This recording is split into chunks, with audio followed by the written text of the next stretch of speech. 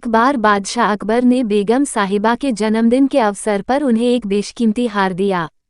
बादशाह अकबर का उपहार होने के कारण बेगम साहिबा को वह हार अति प्रिय था। उन्होंने उसे बहुत संभालकर एक संदूक में रखा था। एक दिन श्रृंगार करते समय जब हार निकालने के लिए बेगम साहिबा ने संदूक खोला तो उन्होंने वह नदारत पाया। घबराते हुए वो फौरन अकबर के पास पहुंची और उन्हें अपना बेशकीमती हार खो जाने की जानकारी थी। अकबर ने उन्हें वह हार कक्ष में अच्छी तरह ढूंढने को कहा, लेकिन वह हार नहीं मिला। अब अकबर और बेगम साहिबा को यकीन हो गया कि हो न हो उस शाही हार की चोरी हो गई है। अकबर ने तुरंत बीरबल को बुलवा भेजा और सारी बात बताकर शाही हार खोजने की जिम्मेदारी उसे सौंप दी। बीरबल ने बिना देर किए राजमहल के सभी सेवक सेविकाओं को दरबार में हाजिर होने का फरमान जारी करवा दिया। कुछ ही देर में दरबार लग चुका था। अकबर अपनी बेगम साहिबा के साथ शाही तख्त पर विराजमान थे। सभी सेवक सेविकाएं दरबार में हाजिर थे। बस बीरबल नदारत था। सब बीरबल के आने का इंतजार करने लगे, लेकिन 2 घंटे बीत जाने पर भी बीरबल नहीं आया। बीरबल की इस हरकत पर अकबर आग बबूला होने लगे। दरबार में बैठने का कोई औचित्य न देख वे बेगम साहिबा के साथ उठकर वहां से जाने लगे। ठीक उसी वक्त बीरबल ने दरबार में प्रवेश किया। उसके साथ एक गधा भी था। विलंब के लिए अकबर से माफी मांगते हुए वह बोला, जहां पनाह, माफ कीजिएगा, इस गधे को खोजने में मुझे समय लग गया। सबकी समझ के परे था कि बीरबल अपने साथ वो गधा दरबार में लेकर क्यों आया है। बीरबल सबकी जिज्ञासा शांत करते हुए बोला, ये कोई साधारण गधा नहीं है, ये एक जादुई गधा है। मैं ये गधा यहाँ इसलिए लाया हूँ ताकि ये शाही हार के चोर का नाम बता सके। बीरबल की बात अब भी किसी के पल्ले नहीं पड़ रही थी। बीरबल कहने लगा, मैं इस जादुई गधे को पास ही के एक कक्ष में ले जाकर खड़ा कर रहा हूँ।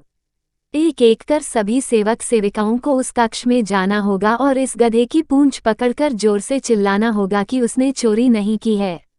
ध्यान रहे, आप सबकी आवाज बाहर सुनाई पड़नी चाहिए। अंत में ये गधा बताएगा कि चोर कौन है।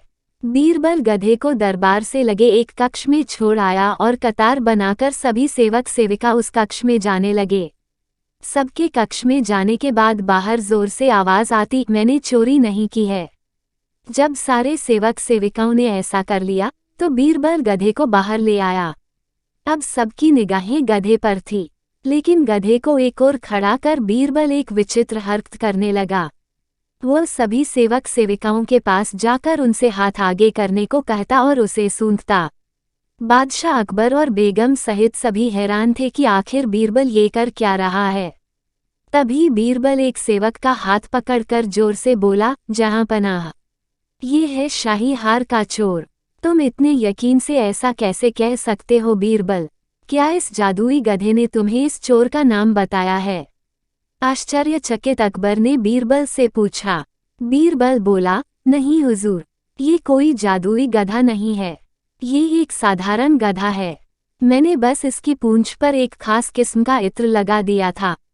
जब सारे सेवक सेविकाओं ने इसकी पूंछ पकड़ी तो उनके हाथ में उस इत्र की खुशबू आ गई, लेकिन इस चोर ने डर के कारण गधे की पूंछ पकड़ी ही नहीं। वो कक्ष में जाकर बस जोर से चिल्लाकर बाहर आ गया, इसलिए इसके हाथ में उस इत्र की खुशबू नहीं आ पाई। इससे सिद्ध होता है कि यही चोर है।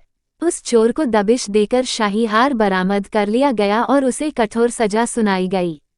इस बार बीरबल की अक्लमंदी की बेगम साहिबा भी कायल हो गई और उन्होंने अकबर से कहकर बीरबल को कई उपहार दिलवाए। आशा करती हूँगी कि आपको ये कहानी पसंद आई होगी। इस कहानी पर आपकी क्या राय है कमेंट करके जरूर बताइए। कहानी पसंद आई हो तो लाइक और शेयर करना बिल्कुल ना भूलिए। चैनल पर नए हो तो चैनल को सब्सक्राइब जरूर कीजिए। कहानी सुनने के लिए आपका बहुत बहुत धन्यवाद।